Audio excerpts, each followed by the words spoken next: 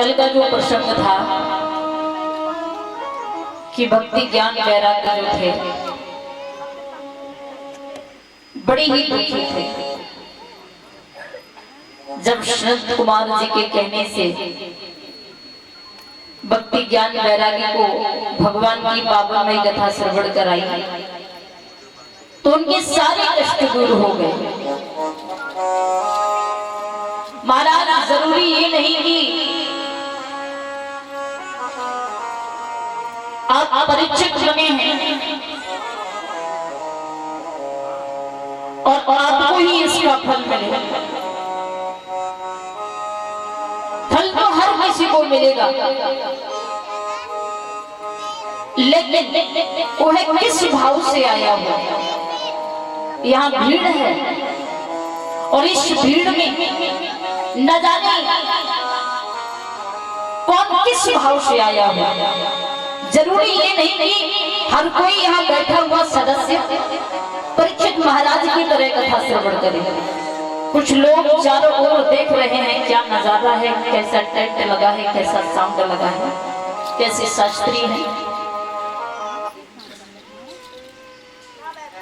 पर महाराज परीक्षित जी हैं, इनका काम है भगवान की कथा को सुनाना। पर इसी प्रकार यदि आप भी भगवान की कथा को श्रवण करेंगे तो फल केवल परीक्षित महाराज को नहीं आपको भी मिलेगी। अब आप ये मत सोचिए कि आज हम कथा सुनने आए हैं और कल इसका फल मिल जाए, ऐसा भी नहीं होगा। कहते हैं कि समस्या का हल और मेहनत का फल देर से ही सही मिलता है।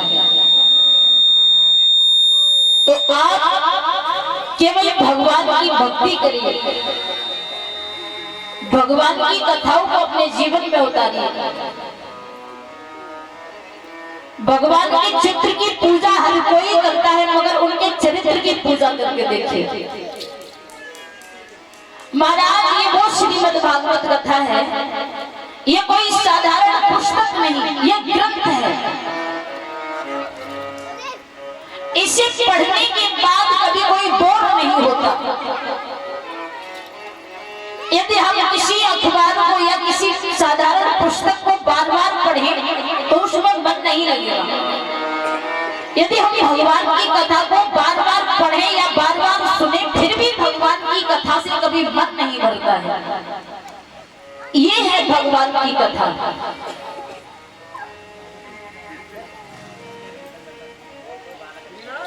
तो देखते हैं कि इसी श्रीमद् भागवत कथा का श्रवण पालन करके एक पापी धुंधकारी का उद्धार किस प्रकार हुआ।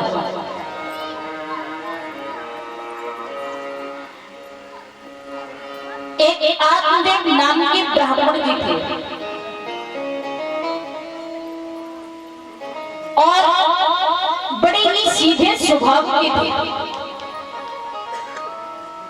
तुंगभद्रा नदी के किनारे इनका बड़ा सुंदर नगर था और महाराज इनकी पत्नी का नाम धुंधली था। आत्मदेव ब्राह्मण को एक बड़ा ही दुख था कि आत्मदेव ब्राह्मण हर चीज से भरपूर थे, संपन्न थे, धन दौलत बहुत कुछ था, मगर क्या देखा कि भगवान ने उनको संतान नहीं दी थी। एक बार बड़े दुखी होकर के विचार करते हैं कि क्या करें, कुछ समझ नहीं आता। ऐसी पत्नी धुंधली है जो वो हमेशा पति का अपमान किया करते थे। आत्मदेव ब्राह्मण ये सोचने लगे कि ना हमें पत्नी का सुख दिया और ना संतान का सुख दिया, न जाने हमने ऐसे कौन से पूर्व जन्म में पाप किए होंगे जिसके कारण भगवान ने हमें इतना बड़ा दुख दिया है। बड़े दुखी होकर के मरने का प्रण किया और चल पड़े जंगल की ओर।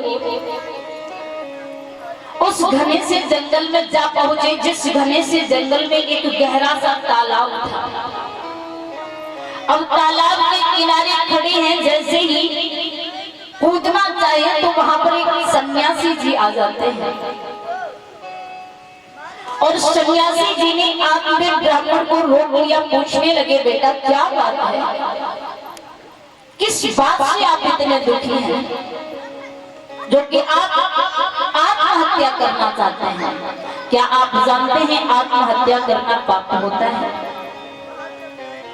आपने ये कैसे सोच लिया कि मरने के बाद आपको सुख की प्राप्ति होगी? जो लोग क्रोध में आकर के मरने के लिए सोचते हैं, उनसे कुछ कहना चाहूंगा कि यदि समाज से कोई कष्ट मिल रहा है हमें, यदि हमें परिवार से कोई कष्ट मिल रहा है, तो कभी कभी इतने दुखी हो जाते हैं कि संसार को ही छोड़ के चले जाए। पर कष्ट किसको होता है? आत्मा को होता है ना। पर आत्मा तो कभी मरती नहीं है। जब आप आत्महत्या के लिए सोचते हैं तो कभी ये भी सोच लिया करो कि आत्मा कभी नहीं मरती है, यहां से ज्यादा वहां भटकना पड़ेगा।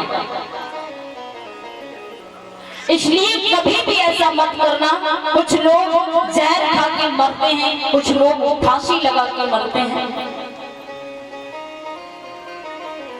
आत्माओं को जितना कष्ट यहाँ नहीं है, उससे ज्यादा वहां मिलेगा। आत्मा कभी नहीं मरती। क्रोध में आकर के आप इस तन का त्याग कर देते हैं।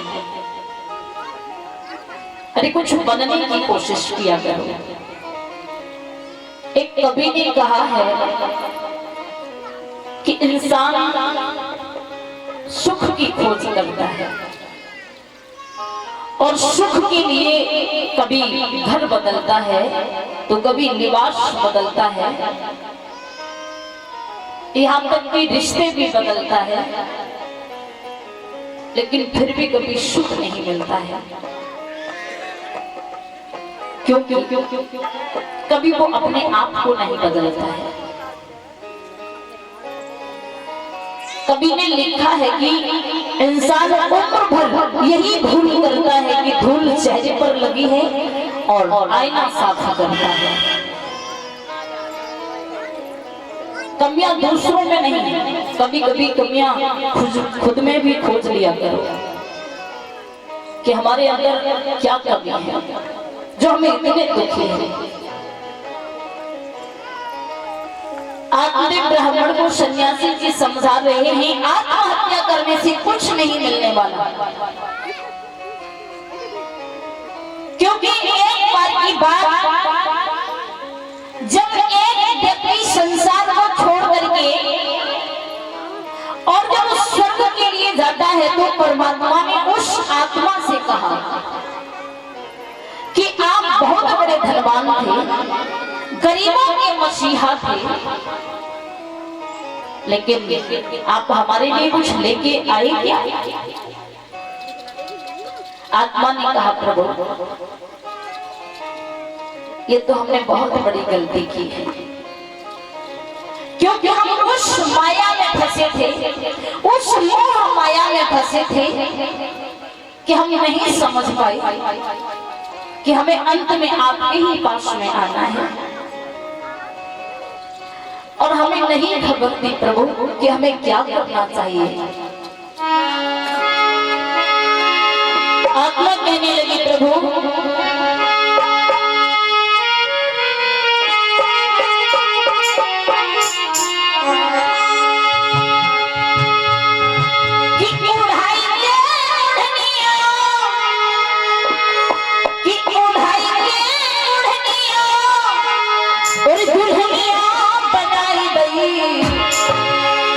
चलती बेरा कफनियां उड़ाई गई, चलती बेरा कफनियां उड़ाई गई।